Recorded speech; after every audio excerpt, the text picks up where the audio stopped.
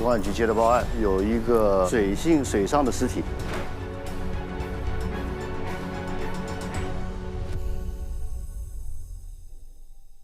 不知道今天是个什么样情况，反正是做好心理准备。行，我已经做好面对蛆虫的准备了，已经。那倒不一定，这个天气会好一点，夏天多。那行，那就行。因为苍蝇还没活得还不太好，准备了那个防毒面具，臭的味道是极大的降低。刘头，你也戴防毒面具吗？我可不是不戴，我嗅觉太敏感了。我主要是看您来。您要是说您不戴，我就我也扛着。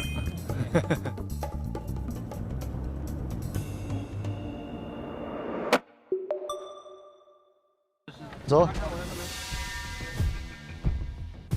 走吧，我们先进去吧。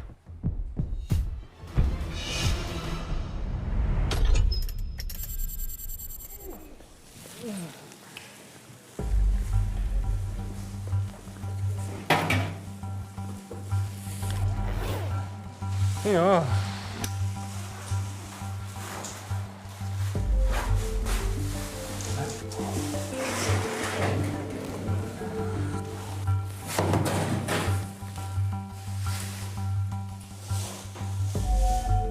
以前就是从来没有在真实的情况下有接触过，或者说见到过一个高富的尸体，就是你控制不住的那种身体不适，所以我就还挺紧张的。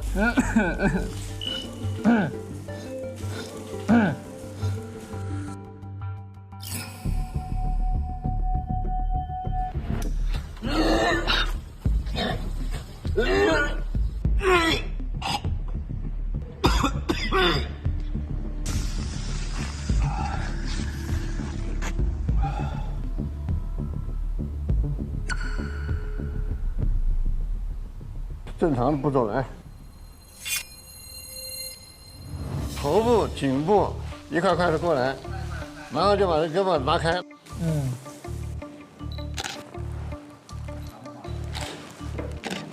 斜着一点，对，同时帮他拿标签，耳朵照一下。我这边完了，那你们3个人先做头部。切吧。切，照到骨头上切，插进去，手这样拿着，尽量这个刀口啊，往耳后取，就是那个开刀。好，拿开颅锯。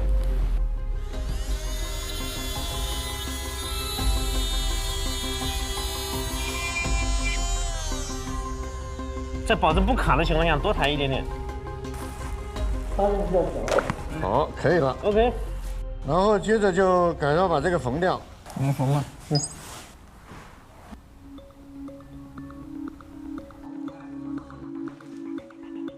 这一针可以不拉，穿过来再拉。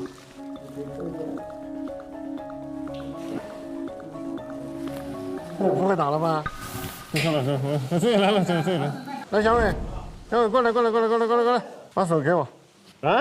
我要示范打结的问题。这。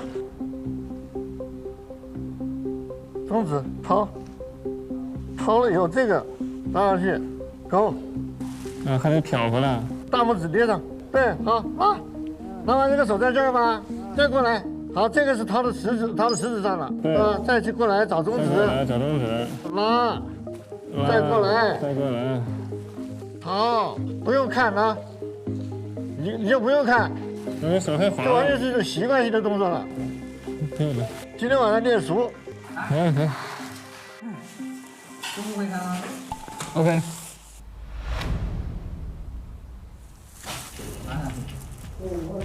我枪的就先把皮划破，再说。浅一点，相对浅一点。对，把皮划破就可以了。用刀斧。垂直切。手骨下就沿着肋骨切，手骨上切削。该看青光还是先取皮划？取龟爪。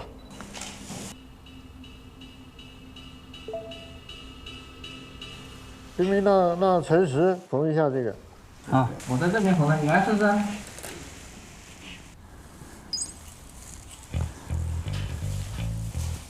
你看这个速度，子彤，你再看看他一直缝的。你刚才缝头也是缝挂回去再拉一针是吧？这是一样的。师哥进步快，对啊，这完全就变了一个人了。果断。对，这就是标准的这个缝合的动作了。今天表现得非常不错，整个的操作来说，像徐子彤，你基本上下一次再开炉的话，就没有要太多的指导的这个先生，信心今天应该竖起来。当然今天事情比较特殊，因为比较臭嘛，在取的时候这样冷藏的双层的这个难度，在这种历史的这种高腐的状态又冷藏上，能够做这样子，反正是我觉得是很棒很棒的。加上今天的缝合也是很漂亮，所以进步很大，那就赶快缝啊！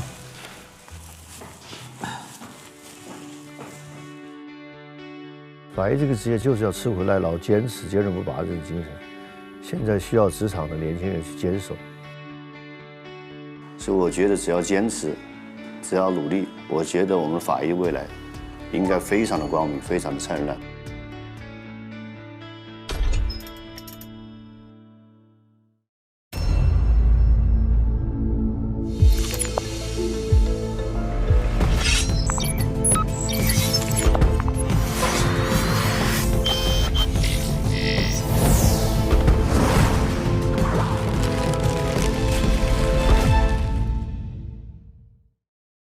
每周六周日中午12点，会员抢先看《初入职场的我们法医季》正片，会员尊享案件前夜、法医实录等更多精彩内容。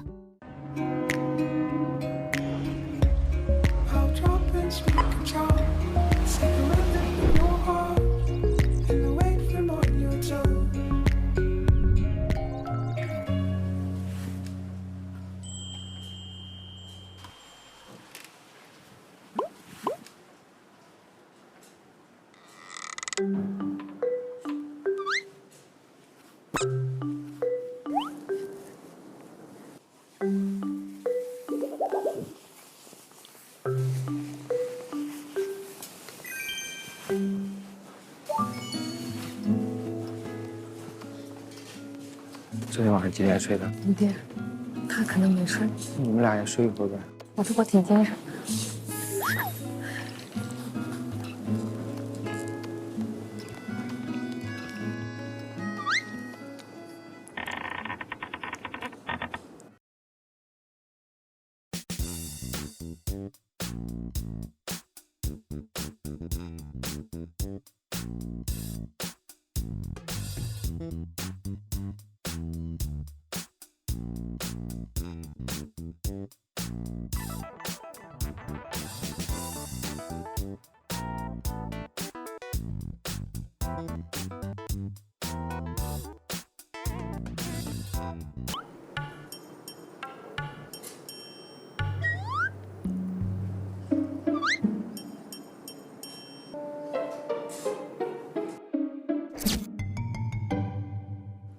我俩定一个闹钟，我觉得会把大家都吵醒，但是我们刚好要开工。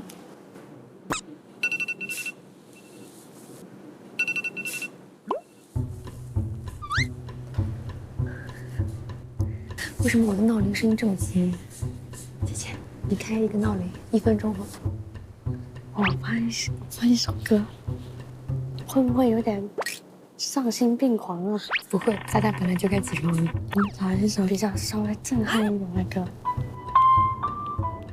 不是太温柔了，你吵我的。说唱 DJ， 我觉得我们家头那首蹦迪他都不会信。放到他的脑袋上。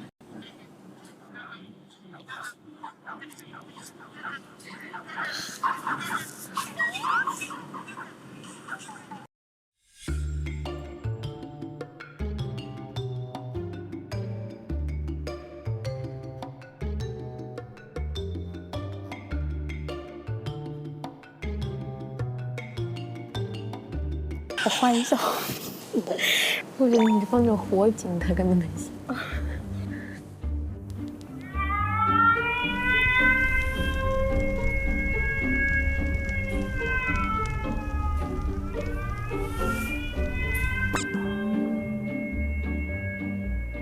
起床了，起床了。我是这样。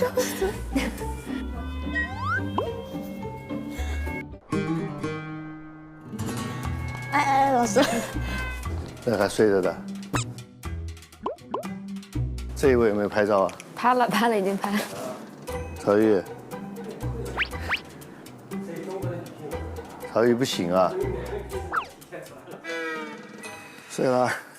啊，醒了没有？没有，刚醒。睡了一下。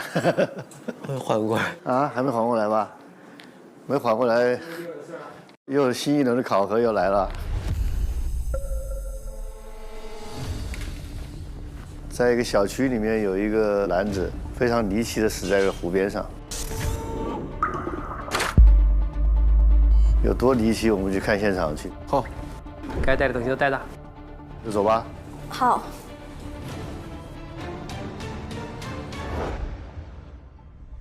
这一次的案件又会是怎样的呢？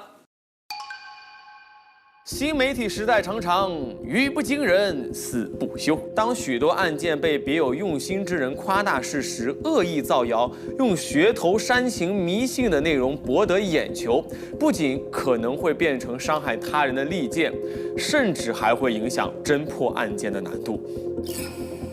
就是很多时候，小翟非常的不服雨桐做队长。啊，不服我是吧？是。所以他现在来不了。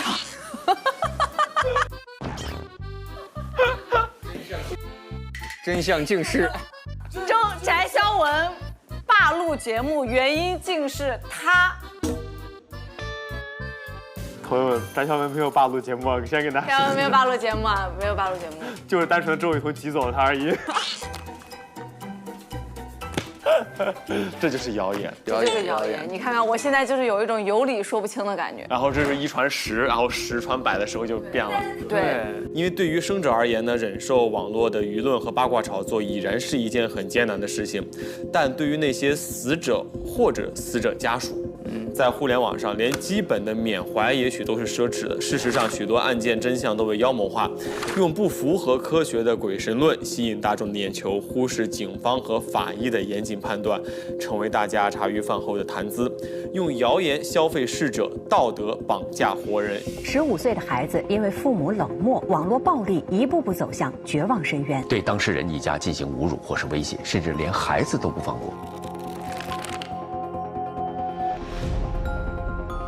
那其实你刚刚讲述的和今天我们接下来要帮助这些实习生们要考核助力的内容有很紧密的关联性。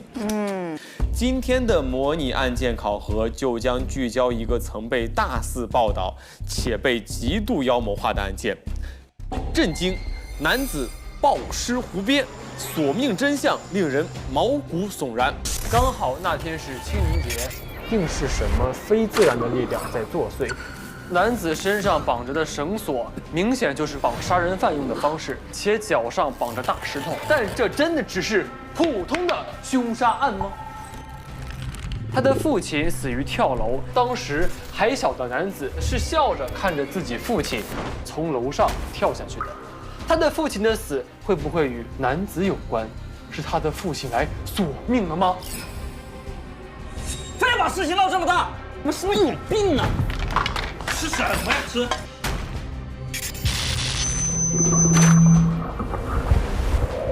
本次助力团将与法医同行，破除谣言，查明死因，帮助实习生们完成本次的模拟考核。上吧，出发。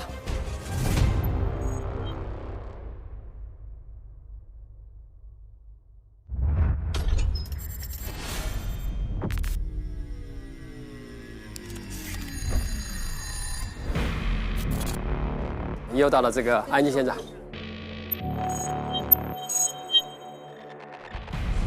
大家可以看，这是卧室、客厅，那边有个浴室，还有一个阳台，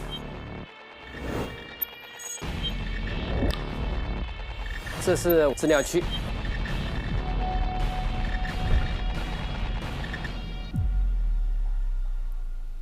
哎呦，他们好像已经到了。对，实习生已经到了。老师，我们来啦！我们非常欢迎朱立团再次回来，再次助力。这个案子我想介绍一下。有一年的4月4号早上6点钟，公安局接到报案，有一个男性的尸体躺在这个小区里面有一个湖的湖岸上面，身体是被五花大绑着的，脚上还有一块大石头。经过调查，得知这个男的是这个小区里面一个出租的一个租户。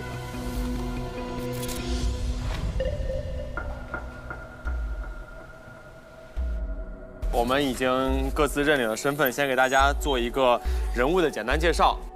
那我就先从我这开始了。好的。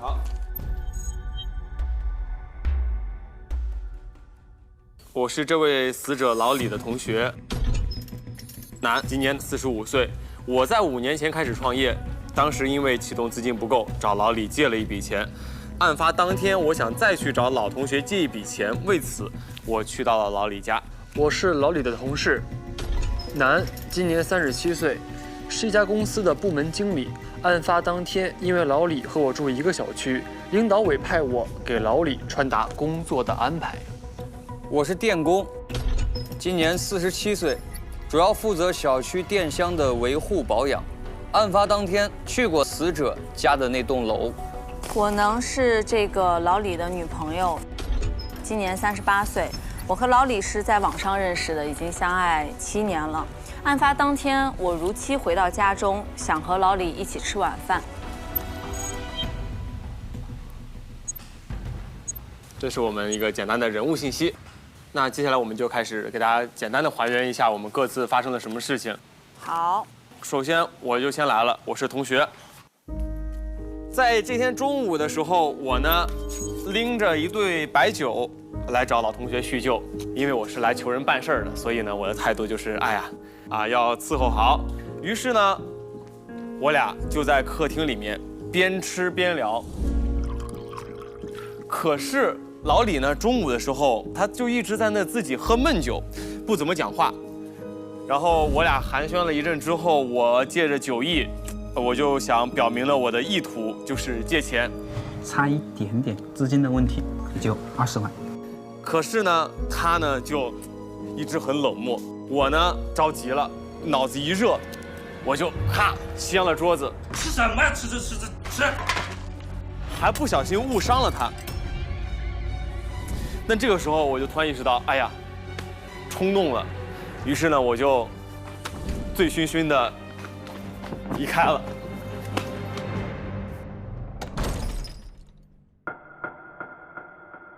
然后那天公司开会，因为要开启一个紧急项目，需要他参与，领导就派我去他们家告知他。到了他家，我就一边敲门一边打电话，喂，然后一边喊老李。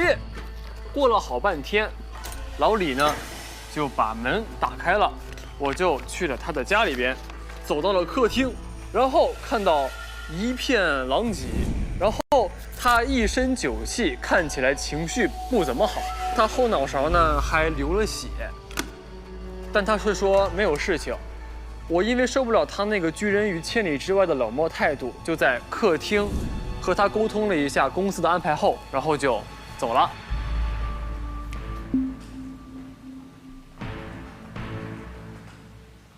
那天呢，我正常下班回到家中，发现家里又停电了。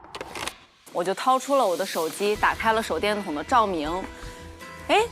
我就发现家里怎么一片狼藉，地上都是吃的呀，洒在了就是一地，满桌子都是，满地上都是。我就在想，他是不是喝醉了？我还怕他呕吐，所以呢，我就想去卧室关心一下他。发现老李睁着眼睛躺在床上，我就赶紧的我就想说我过来抱抱他，关心一下他。结果这个时候发现他的身上有许多伤，并且头上呢还有血，我就说我要去给他上药，缠绷带。结果就在这个上药的时候，他就跟我说，我们身上我想到最近老李对我的态度一直都是冷冰冰的，我也不知道我到底是哪儿做的不好，让他这样对我，我就很难过。唉，算了，不管他了，出去透透气吧。当天我来到这个小区维修排查电路，每一栋楼我都走了一遍。我排查到老李家这栋楼的时候，我看见有一户的电表跳闸了。我想看看什么情况，所以敲这家人的门。有人吗？有人吗？但里边一直没开门，我也没听见什么声音。今天你们找我才知道，原来这户人家出了这么大的事儿。我白天遇到了一个人，从老李家那栋楼出来的，说什么我会让你死得很难看。他最近工作挺不顺利的，觉得是他的同事在害他。因为我当时呢有点耍酒疯的意思了，桌子上的陶瓷杯砸到了他的后脑勺。我去他家之后哈，敲了半天的门，他不开门。有血迹的杯子，他孔是有一个烧焦的痕迹。这个男性他的一个精神状态不太好。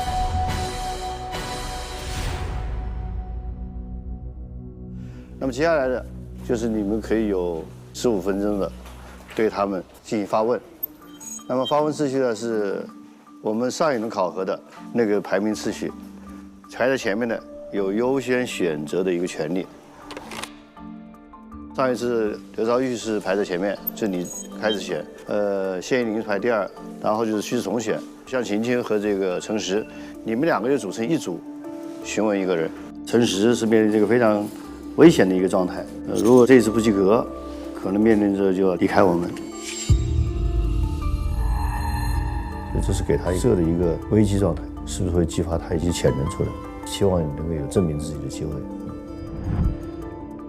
一般来说，我们在做这种鉴定的时候，要防止盲目的相信他们，所以需要你们去做甄别。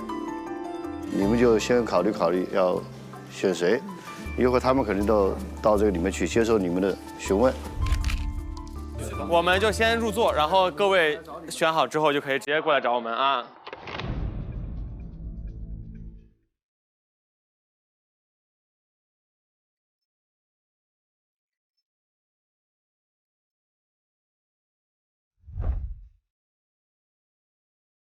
曹玉，我先选同学。我问女朋友。能问同事吗？好，那你们2个就没得选，就问电工。那我们现在就开始进去我们的计时。好，开始。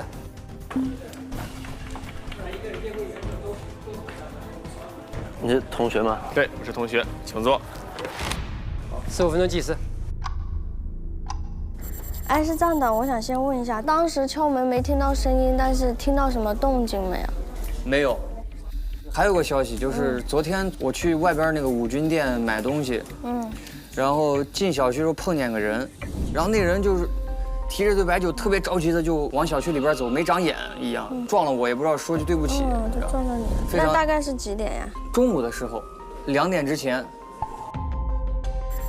你当天是案发当天中午来的哈？对，中午到的这儿。你之前借他30万是你想做什么？5年前我开公司创业嘛，当时就借了他30万，一直没还。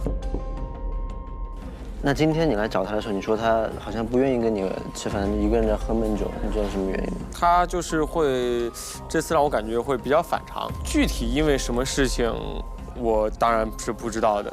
你说你当时就不开心，就把桌子掀了，然后是伤到他哪里了？你知道吗？对，因为我当时呢有点耍酒疯的意思了。我掀了桌上的东西之后呢，没想到这个桌子上的陶瓷杯砸到了他的后脑勺，流了血。我就突然意识到，哎呀，我冲动了，赶紧问他怎么样。他呢又说，哎呀，淡淡的说没事儿。我心想，哎，这好像借不着钱了，那我就走吧。然后我忙到了下午2点钟，然后我才去外边吃饭。这个时候我又碰见这个人了，他非常生气，然后再打电话说什么我这老同学太不是人了之类的这种话，就是他有跟你分享过他的一些童年经历或者生活经历吗？我知道的是他最近工作挺不顺利的，然后他觉得是他的同事在害他。他最近是一个就是停薪留职的一个状态，他觉得害他的那个同事比他晚来公司，然后而且我听说那个人是因为出了车祸才做文职的，但我知道老李这个人他敢做敢当，就是肯定不会像他同事就是说的那样，所以我觉得老李肯定是无辜的。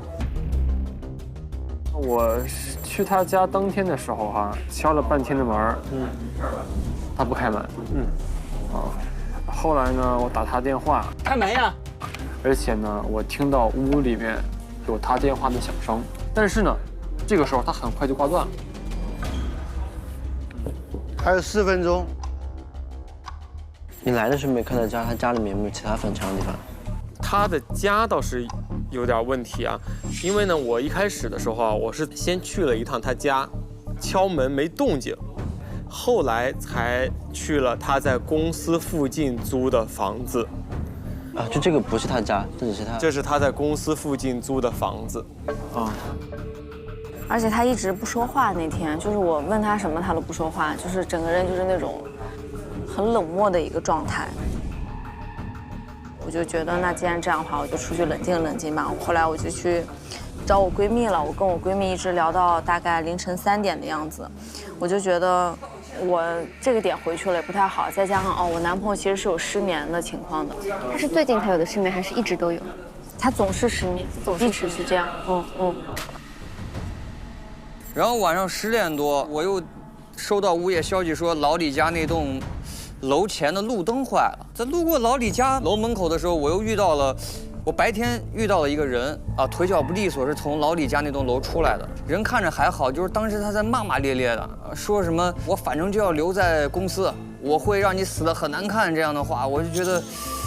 我说啥事儿啊？说出这么样狠话，跟谁深仇大恨一样。我没在意，我又走了。白天那个人和晚上这人他是一个人。那晚上见到他是也在干嘛？10点多，他从那个老李家那块楼栋出来。还有1分钟。他也喝醉了是吗？我不是很确定他到底有没有喝醉。他有没有记起过他家里人的事情？没有。还有30秒。你们注意到那个了吗？跳闸对，其实他说又停电了。按道理，要是停电的话，他其实往上一推就好了。对。故意掰下来的。我觉得他的同事，我也觉得他同事，因为他额头上有伤。但我对他死亡时间存疑。3、2、1，好，我们到外面去。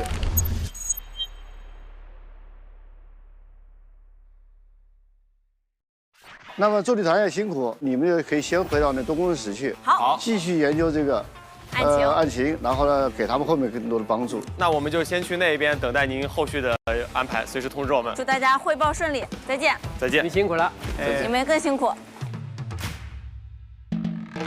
我们大概这一次是一个单兵作战，现场勘察1个小时，我们就开始计时。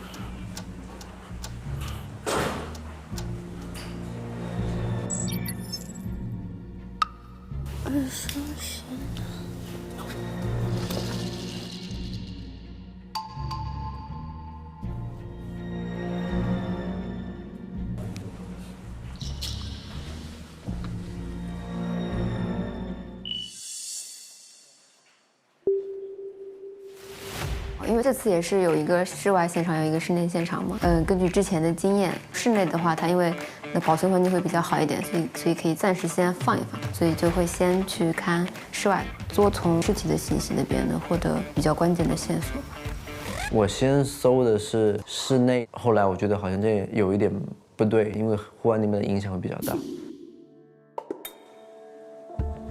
这次其实简单看了一下，然后也了解了一下案情，然后觉得其实我不需要关注太多，比如说脚印啊、血迹啊这些东西，反倒呢要更多的去看它里面的一些物证。所以大家都在其他房间忙的时候，我先进了没有人的卧室，然后去搜证各种私人物品。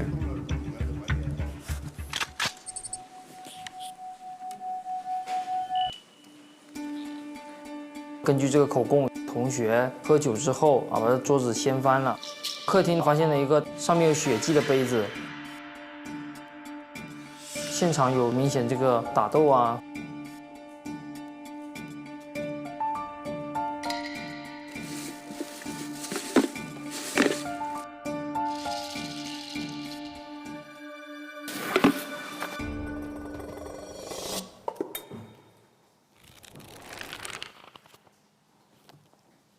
我在勘查过程中有看到他的一个欠款清单，了解到他的债务问题，还有褪黑素这一类的精神药品，判断出他的一个精神状态不太好。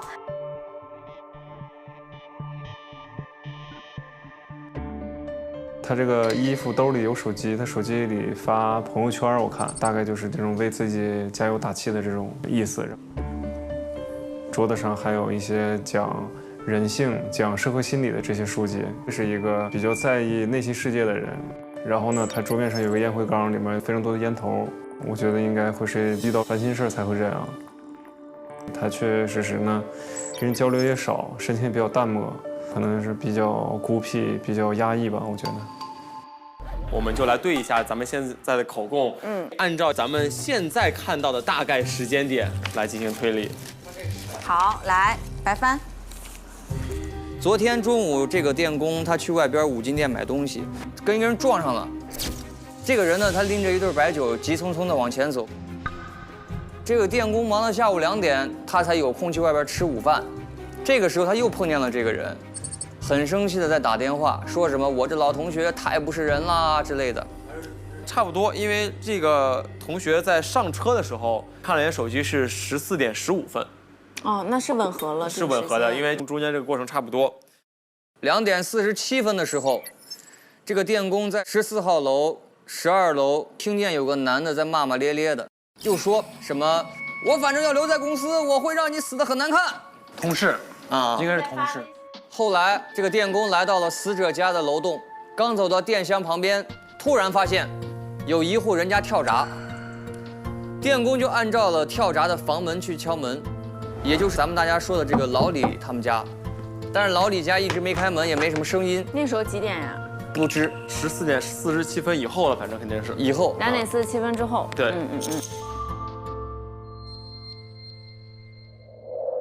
就在20分钟了，时间20分钟了。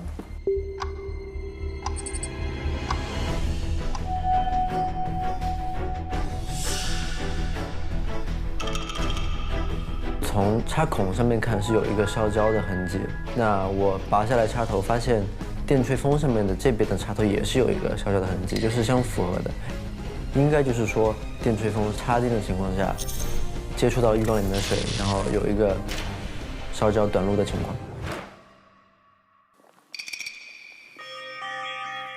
其实绳结是提示很多信息的一个点。有的绳结会比较有特征性，就是有一些相关的职业才会打出那样子的结。活结跟死结就是在不同的案件中发挥的作用是不一样的，所以就对那个结比较好奇。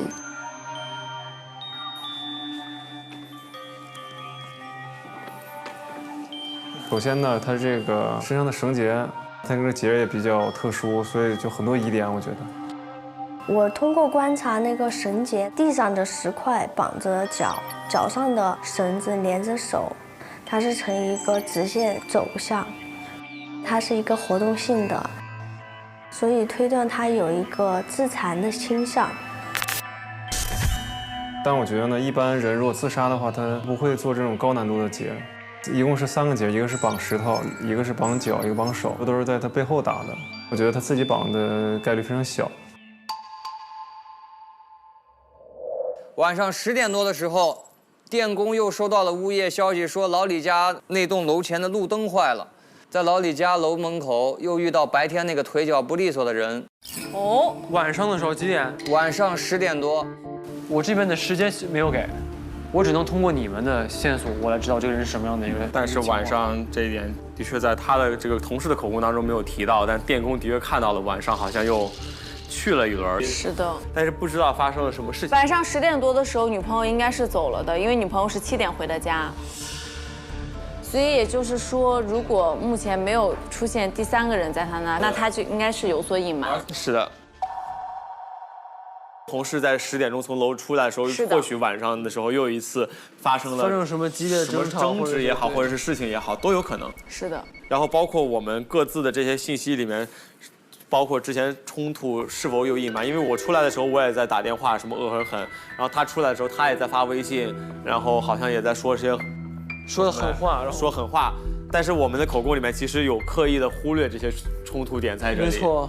其实我现在看下来，我其实觉得他自己这样的可能性不大。哎，因为他如果真的是带着这种愤怒、自残，想要离开这个人世的话，我觉得他至少会留点什么遗书什么是吧？因为他觉得他被同事冤枉，他难道不想证明自己？但最起码我离开的时候，我要说这些事情不是我所为。是的。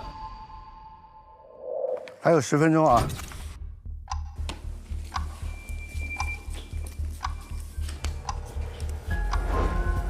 解剖和尸表的一些损伤，我其实并不能判定它到底是什么性质的损伤。这个案情感觉越看越有点复杂。从解剖的照片来看，身上有零零碎碎的一些钝器所致的一些小的皮下出血。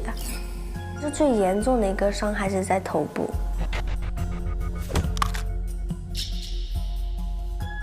体表是没有看到明显的溺死的体表征象，包括他一些内脏的器官的损伤和表现，我就考虑说可能是因为电击造成的。我怀疑机械性窒息。首先，他的肺在大体解剖上它是有出血的，并且它有一个肺血肿，这个也是窒息的很关键的一个表现。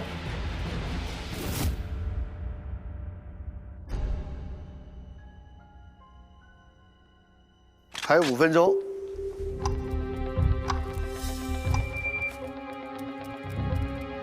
反常的证据有没有现场？一个是那个浴室的那个浴缸里面放着一个吹风机，然后它是连着那个电源的，然后电源插座那边就是有一个短路，是烧坏了的一个。它这个烧的是？对。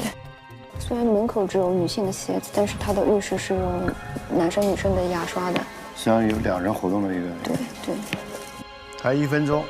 钱包里面就发现了有一个小纸条，就是丈夫跳楼自杀，然后气得儿子很惨的一个这个东西。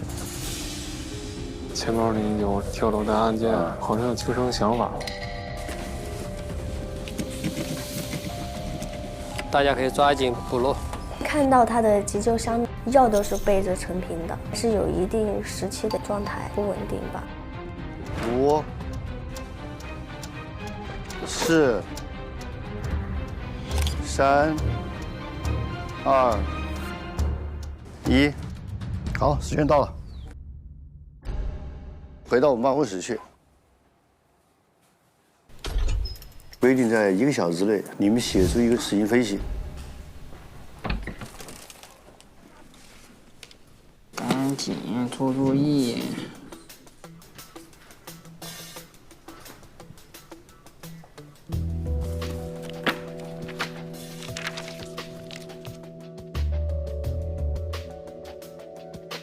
他那个结我还没弄明白呢。那你这有好多照片。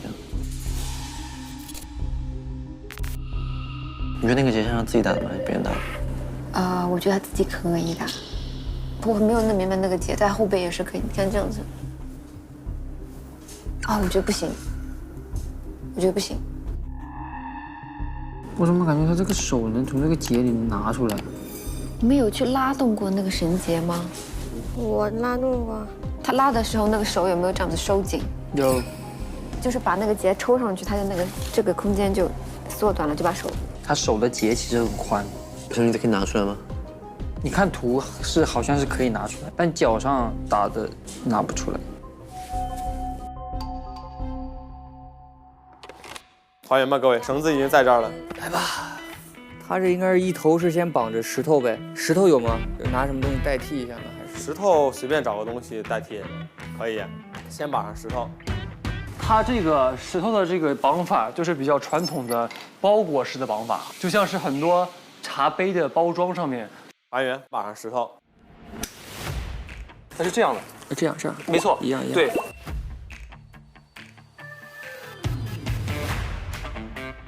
你看，石头绑好了。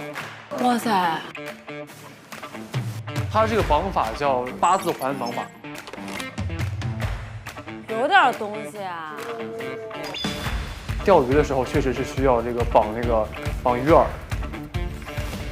接下来我们尽量还原这个照片的样子嘛，对吧？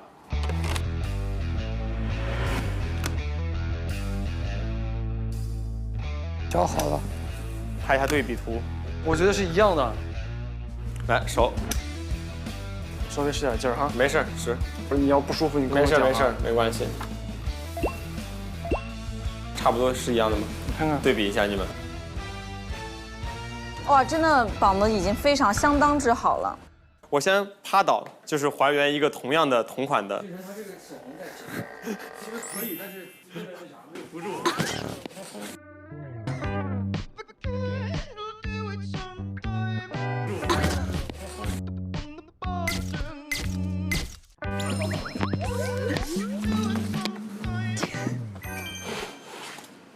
还原一个同款照片啊！照片是在这儿，真的，一模一样。其实这个绑法自己都可以绑。脚当然和石头是一点问题都没有，就主要是手。主要是手怎么绑这个后面这个结。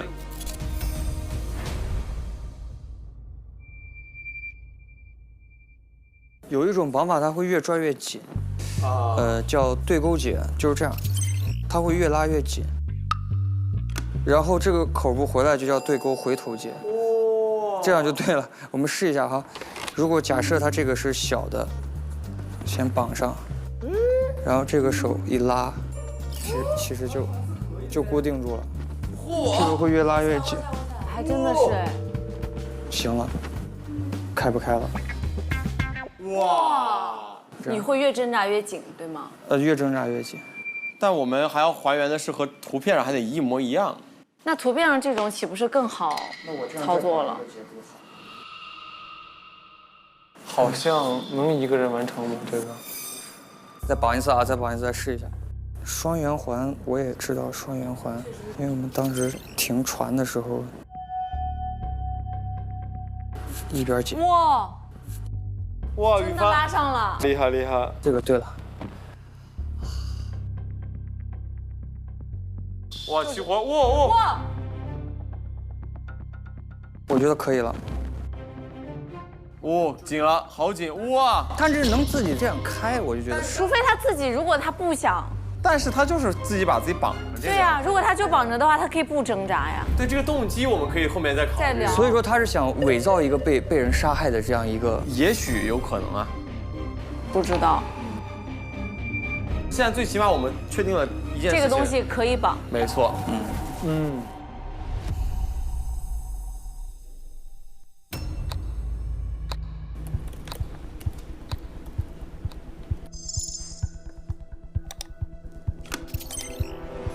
背部这些小伤是哪来的呢？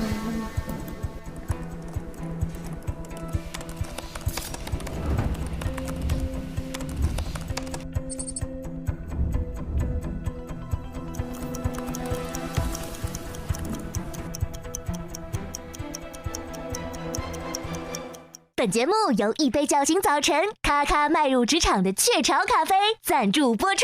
上小芒 APP 1.54元得100元礼包，感谢小芒 APP 的大力支持。每周六周日中午12点，会员抢先看初入职场的我们法医季正片，会员尊享案件前夜、法医实录等更多精彩内容。各位好，老师好。我们要看你们有什么消息。两位坐，我们想听您的安排。我们现在是给他们的要求是1个小时内写一个文字稿给我们，他们会通过电子邮件发到邮箱里面去，然后我们待会以后去分享他们的一些情况。就等一下，他们邮件会发到这个电脑里，让我们一起来看一下。哦，是那种鉴定的报告还是什么？初步意见吧。啊，要他们7点半发的，看谁先。你们觉得谁会先第一个发过来？我觉得可能是，超越、梓潼，我觉得10也挺果断的，还有可能会是，诚实第一个。他上一轮分数这么低，他肯定在这个环节要积极的去表现自己。时间不够了。你们要交了吗？还是写完了吗？赶紧发，赶紧发。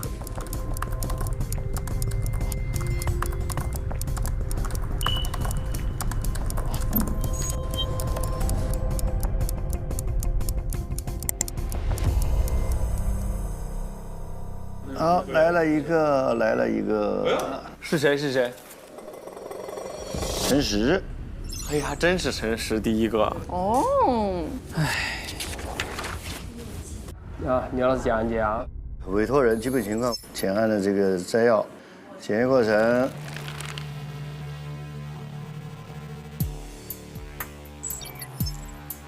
标准格式。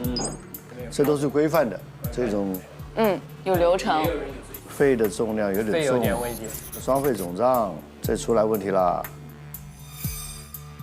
肺正常只有300克，这2个都800克。哇！所以他的结论呢，不排除接应窒息。这个可以。我们说法医上就是我看到了，我要写，写了以后就到侦断，侦断以后到分析，这种才能结论。它是一环扣一环。明白了。陈实实际上给我们很大的惊喜，他是刚受到打击的一个人，然后他的这个鉴定格式，应该在这里面是最规范的，包括分析意见，他可以写到很有逻辑性。我为什么要说这样的事情？然后后面给一个结论，我们给排除，然后前面加一段这种证据，然后又排除，而且他观察的这个最后的这个分析意见，也是把这几个重要点都框到里面去了。死亡方式暂时无法认定老李的死亡性质和死亡方式，他就不知道这是自杀他杀意外。下一步工作，毒物推找他要做。纱布的血迹，绳子上的钉，自己绑自己的绳子还是别人绑自己的绳子，是吧？这个从目前看，他的这个报告，至少把这个人的死因是框在里面的。陈实他真的在成长，在进步了。看收件箱还有谁来了，是吧？都来了。哦，都来了。我发了。写完了。啊，我的这个思路真的是绝了。我觉得我记了。我写了电机。你写电机，我觉得电机可以排。没有，我没找到电机班，所以我没说可以排。那你写的什么？一个是电，一个是水。怎么会是溺水？他的衣服是干的。他可能换过衣服。当时湖边具体啥情况谁也没说，谁也不知道。不知道是他自己过去还是被人搬过去还是怎么样，就不知道。反正就感觉少很多东西。这个是我真的第一次这么完全没有头绪的，就第一次遇到的东西。这是谁？向晴晴。好，这前面也都差不多，这肺也是一样的。所以他们基本上这样，我们就看到后面的了。对，看他的分析。哦，他还加黑了。可排除高低温，排除溺水史，排除电击史，排除猝死和其他。精神状态不好，很多疤痕，疑似自残。他这个会有点我刚才也想到这个事情了。自残把自己捆死了。这个死亡性质，他判断自杀引起的接应窒息和接应损伤窒息，是讲这个联合死因呢。对，去一举。这个风格都不一样了，这个有点像我们的剧本。对。今天的风格，我觉得他应该找秦明老师好好拜师去。哪秦明要拜他为师去？我想象力不如他。哪位是？所以你不是你那一趴你不在。秦明说你这个想象力，你这个想象力哇，我觉得我跟你要好好学习。是，我觉得。好，再看第3个曲宁，前面都是一样的。成年男性，他把它标出来了，标红了，还没有？对，还标红了。他这个让你看起来就很直观，很舒服。给老师看就这样。聪明，卷面分数有。对，接应窒息这地方有出血，有液体，有淤血，窒息不能排除。他是用的是窒息，用的比那个好。高低温没见排除，电击排除，中毒不能排除，又没做。猝死排除，所以他有2个。他把电击给排了。死亡方式没判断，他也是不判断，他们已经很慎重了，不会瞎猜了，真是。进一步开展的工作，为了要检查，他这个就干脆明了的列鼻缸了，这个。对。我们刚才看现场这个过程当中，曲宁去世首先看尸体。就按照我们以前的勘查现场的原则是，先看外围，再看重心。其实曲宁呢是反着来的，他是因为这个尸体在野外暴露的，所以要快速把它处理掉，不能让人围观。哦，对，他说的很有道理。好，再看徐志同的图我倒是蛮期待的。主图也标红了，哎，书面啊，书面又加分了。这要问一下道士为什么标这个东西？考虑生前奠基，要么是历史，要么是电史。那有电流斑吗？应该是没有电流斑，他有电流斑他会写上的。但是他看到有漏电，但是他肯定现在在考虑这个问题。对，他的判断是意外或者他杀。看进一步工作，绳结因为他人所完成。浴缸的电吹风导致停电，也可能导致电死。他这想法还挺那个啊。市场异常信息标注红色，下一步重点研究内容。他对尸体这个研究内容。红色有解释。好，看最后一个赵玉的。我看看我们非常关注的曹玉，也是进步非常大的。曹玉经常出其不意的搞一个东西出来，而且还已经连着2期都是第1名了。你看他这个萌萌的那个样子，他心里肯定有很多想法，心里揣着事儿呢。好，分析来了。接损伤不致命，高低温不符合，窒息缺乏相关体征。它和E0是一个风格。电机有电源，虽然没有电流斑，但是他就认为是水当中的电机史。初步考虑电机方向，他想的是很明确，方向很明确，就担心有漏，要漏了就麻烦。对。其实你看，现在他起码有一个，这中毒实际上现在都不能排除，中毒不能靠肉，不能靠法医病理来排除。就是您觉得他应该在结论里面说去做一下毒物分析，才会更稳妥。对我们法医病理就是做了所有的，没有毒理报告你是不能排除中毒的。他这个判断下的就很单一，就是有点太单一了，单一了以后就很容易出错。不管是不是最后结果是正确的，但是他这个方式，你应该把那些你不能确定的因素全部都给涵盖住。所以在初步诊断的时候，把范围放宽一点。当然你可以排除，还是把它排掉。对，就烧死的这些东西。所以您2位的打分，我们是按 A、B、C、D 给他批 ，A 就是优秀 ，B 就是良 ，C 就是及格，D 就是不及格。所以要我给他就给。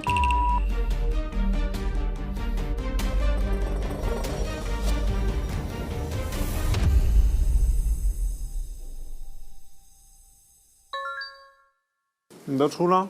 他已经发了那个回复了。什么？获得了 B 减。什么？你在哪看啊？就在那个邮箱。啊，邮箱。发回来了啊？会有回复了。哎，你获得 B 减。我吗？晴晴是 B 减。完了，晴晴非常严肃。神情淡漠。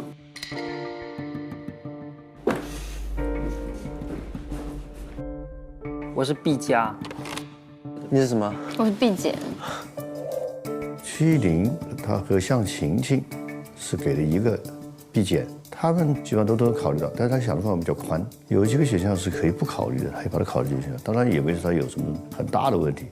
我感觉进步最大的，或者是最高兴的是诚实，是因为他这个鉴定书的写的格式、分析的思维的模式是跟我们正规鉴定书是一样的，推理是有根有据，最后到结论。上一次考试他分数最低嘛，没及格嘛，所以这一次他没有被这个失败打倒，依然具有勇敢向上的这种精神。法医就要有这种精神。诚实，给他是标 B 加呗 ，B 加可以 ，B 加可以。曲零相对格式上差一点，但是他没有跨到及格或者优这个上面，我觉得他可能会到 B 减上面去。可以接受，我先接受。那我也想要个 B 减。A 减。我牛啊牛啊！我不知道你为什么比我优秀。A 减。是什么情况？徐志同，他说的很准，他把重要的东西全给你那个了，只是说他没有说细节。要是给我打分的话，我直接打 A。那周老师您呢？我觉得打不了 A。他这个分析过程里面就直接给结论。作为法医来说，肯定你是要分析要慎密的。我觉得这么短时间内能够抓着把这些繁杂性里面去那个。所以您2位的打分，我认为是 A 减。A 减好 ，A 减。A 减。完了。我不想看到 C。不会的。太强了，哎呀，还是做不到最好。哎呀，我不要 C， 我不要 C 啊！我现在等得我很焦虑。我不想要 C。不会的啦。如果是 C 的话，我该怎么办呢？可能你是 A 加。不可能，你看一下我写的就。你可能是 SSS。你的应该快了，应该到了吧？你拿谁的发的？拿我的发的。到了应该。他看到了是吗？他回复了 C。好的。真的吗？对。刘超玉方向很明确，就担心有漏，要漏了就麻烦。对，所以要我给他就给 C 了，差不多。哎呦，差不多。他就是那个及格线上面。刘超玉在他的判断上面，他只写了一个判断，怀疑是那个水中的电，那个吹风机引起来的。这个实际上考虑是应该考虑这样子，但是其他的事情他基本上他没有去想，包括中毒，他也没说你排还是不排，他实际上没有考虑这个事儿。这样的话，如果是按照他这个逻辑，把这个报告发出去的话，可能就会有漏网的事情。然后你要如果撒晚了的话，很多证据可能灭失掉了，你再回去补不了。所以他给了一个 C。老徐，你写的死因是啥？意外。意外和他杀。死因呢？逆电。我写太少了。所以说他们这个报告其实在很短的时间内还是很不错的。这个今天速度很快，大多数我们都网到鱼了，真的挺不错的。没错。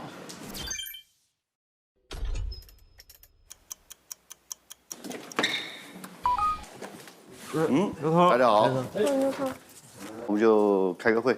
好。好。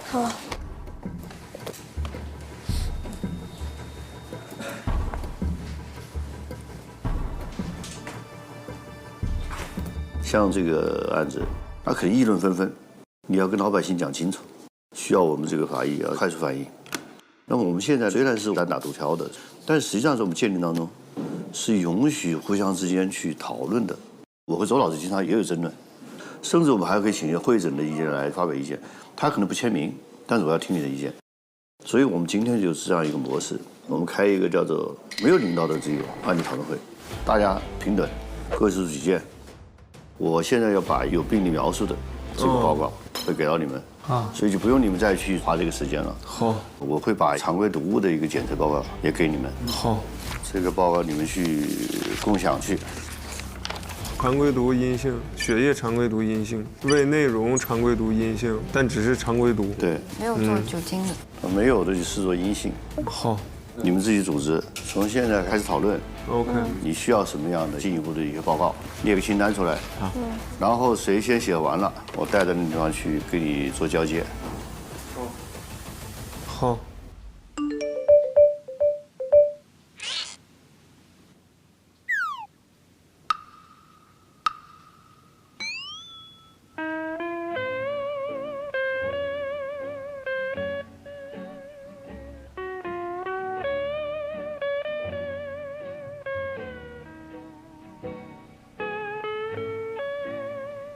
这已经不是这个无领导讨论方式了，他沉默了已经。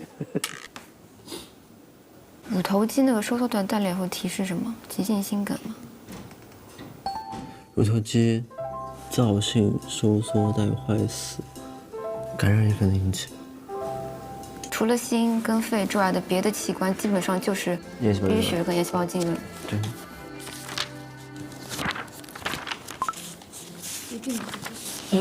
你想要这些？走，带上你的相机、手机。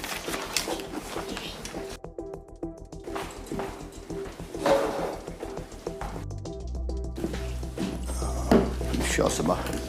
需要的是它那个食管下段有一些棕黄色的内容物。胃内容物要查什么？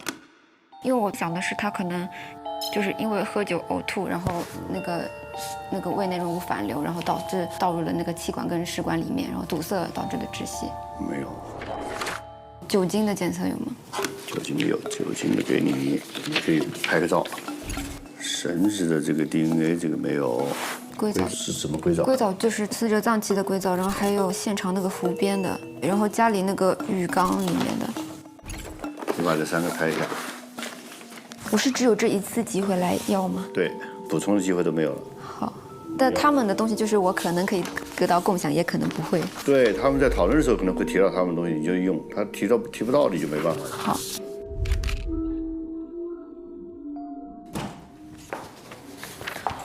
我要的主要就是硅藻还有那个酒精的。他给你了吗？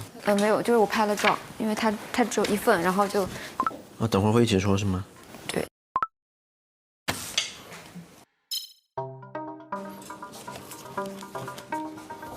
你需要什么？表皮细胞的病理的。没有。血常规。没有。细菌、病毒那种的。没有。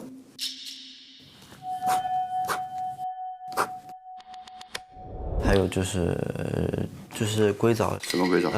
琥珀的、浴缸的、水的，以及他自己身体里面的溺液和组织器官的硅藻。3份。DNA 可以要吗？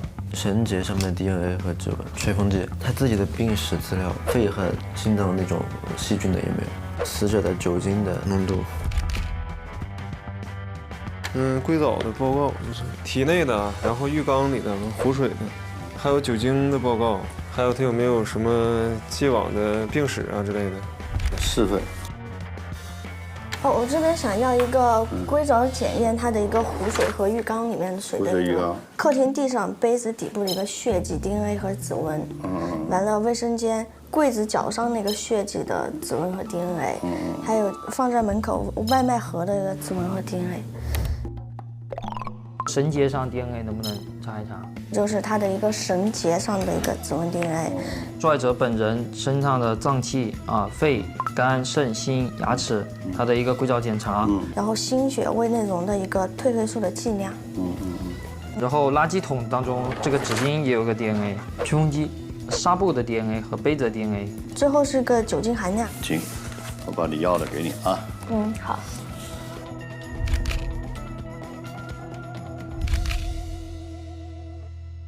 你们要讨论吗？先定这个。讨论，来吧，讲吧。你现在怎么想？你现在能拍电击吗？不能。我来说说我的吧，好吧？好，你说。太好了。是这样的，我总的拿了4份报告，完了我就拿到了它的酒精含量，它酒精含量是很高的，166毫克，它说每100毫升。那他在喝这么多酒的情况下，他去浴室干嘛？要想洗澡，要想吹头发，怎样？结合后面的一个后背反绑的一个体位，那他在喝这么多酒的情况下，他能绑得住自己吗？而且他腰部有很明显的一个尸斑成像。我觉得他后头水肿，然后包括多器官的淤血，有可能啊，这个过敏性的这个反应也会产生这样的东西，而且全身性都会有反应存在。就喉头水肿也是可以导致窒息的。老师，你有怀疑的过敏源吗？我在找，我也想到了你说的那个外卖的那个问题，但我一吃到嘴里面，我就觉得不舒服，我肯定不会再吃第2口，对吧？他的反应不是那样的，就吃。那应该是他不知道他会过敏。有可能啊。那他就是不知道他过敏，要知道过敏就不会这么干。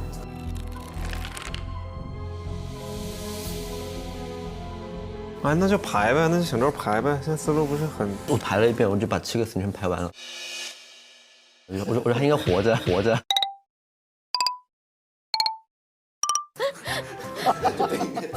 这本应该要活着。好家伙！咱回去现场确定一下活没活。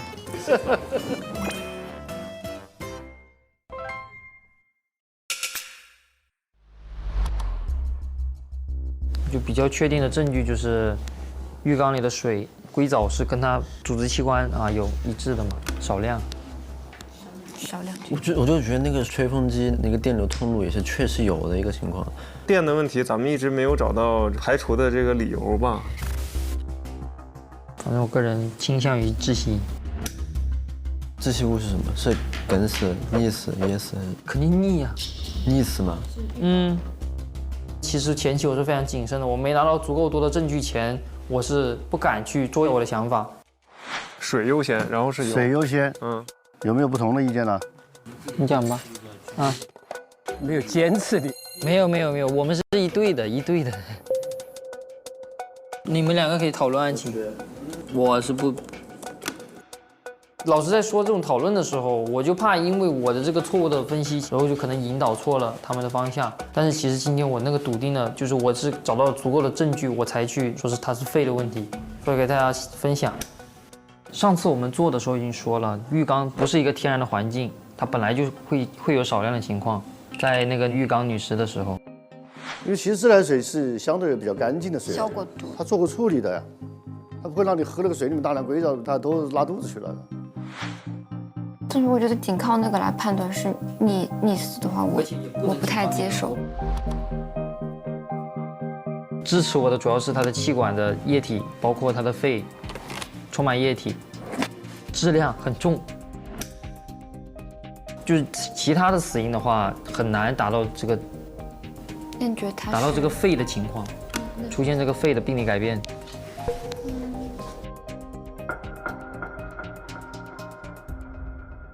好，刚才听到你们的讨论以后，特别是后半段这个讨论，应该是越来越进入状态了。还有一些没要到的资料，也给你们提供一下。一个是一个裁纸刀，有刀，刀上面的一个血迹。裁纸刀我是没有看见，就可能是他之前用来割自己的。还有一个就是那个绷带，纱布，对的，是他自己的。你们呢就根据这个你们写的那个初步的这个思路，给我起草一个报告出来。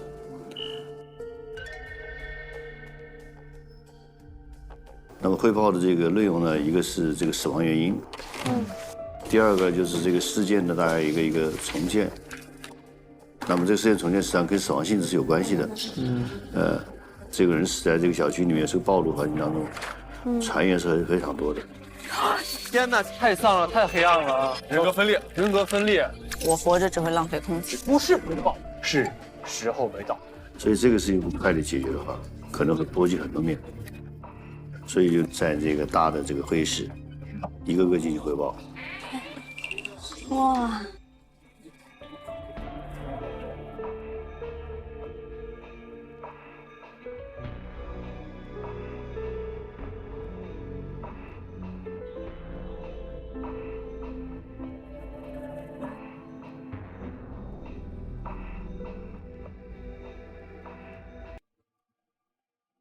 在这个大的这个会议室做汇报，一个个进行汇报，其他人就在外面门口要等着。哇！他在浴缸里应该是有一个呛水的动作，处于一种濒死状态，所以会呛到一些硅藻。首先就是他喉头黏膜下有造性出血，然后展出现的一个淤血水肿。随后又独自饮酒，打算投湖自杀，尝试用吹风机电击自杀。内源性异物导致这个呼吸道出现了阻塞。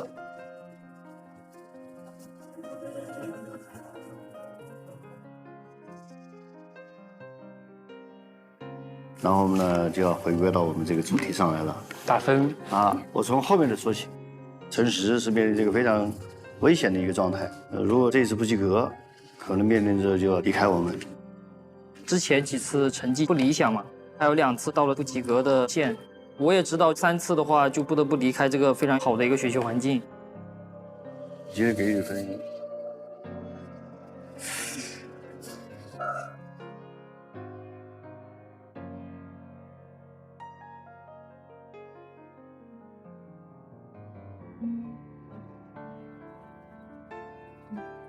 最后的最后，我想说，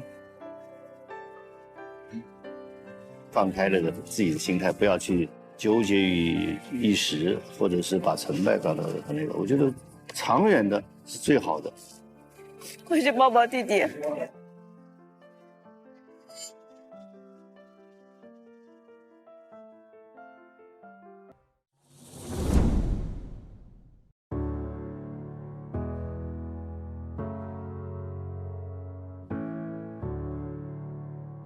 最早报考法医学的想法，是因为我小的时候在爷爷家看到一本叫《宋代验尸官的这个书。随着年龄的增长，我越来越觉得这个职业很高尚。我报考法医学的初心是希望能像人民警察一样伸张正义。法医可能真的是正义的最后一个防线。法医是为未来诞生的一项职业。如果无法面对恐惧的话，就会被恐惧支配。在这个世界上，大家都为了生而奋斗的时候，死却被很多人都忽略掉了。而法医这个职业就是为死做一个交代。每周六周日中午12点，会员抢先看《初入职场的我们法医季》正片，会员尊享案件前夜、法医实录等更多精彩内容。这是一条漫长的路，有人欢呼，有人孤独。感谢你曾与我在黑暗时刻共舞，一路前行，仰望星辰。也是告别，也是新生，走在微光之下，探寻生命的真。触摸回忆，触摸纹理，用指尖还原轨迹，能否穿越沿海，将一切温度撑起？每段人生，每次相遇，见证过爱恨奇迹，定格那个揭开未尽的谜底。未曾经历冒险，如何看见月的另一面？奔跑在每个无形的夜里，始终期待着黎明，经历着每次分离，只为与你更靠近。紧握双手，相依，鼓起勇气面对这场戏。我会告诉我自己。更多参与初入职场的我们法医季话题讨论，先看点亮节目观后感，更多节目梦想成真，加油！关注初入职场的我们官方微博，了解更多案件隐藏细节。感谢独家社交媒体平台微博、首席合作媒体新浪娱乐、微博综艺新浪综艺，特别鸣谢微博职场、微博政务、指定问答社区、知乎、短视频互动平台抖音、深度知识合作平台辽东百科，世界如此简单。短视频合作平台快手，特别合作 QQ 阅读、WiFi 万能钥匙、百度输入法科技天气、YY 直播智勤、Skype 一点资讯、命鸟民宿。时光度量年很重要，生命短暂，回忆漫长，如何直面内心还你自由模样？每张平凡面容超越时空，在心中汹涌。奔跑在每个无形的夜里，始终期待着黎明，经历着每次分离，只为与你更靠近。紧握双手，相依，鼓起勇气面对这潮汐。我会告诉我自己，心中微光会点燃温暖晨曦。我觉得我想做一名合格的法医，技术要求过硬，从业的这种价值观也要非常正才行。很多时候你能体会到他们的感情，但是你不能被他们的感情所左右你的判断。我希望我可以成为一名有底线、有原则的法医。我以后会想做一个比较全面一点的法医。我想成为一个全能有爱的法医。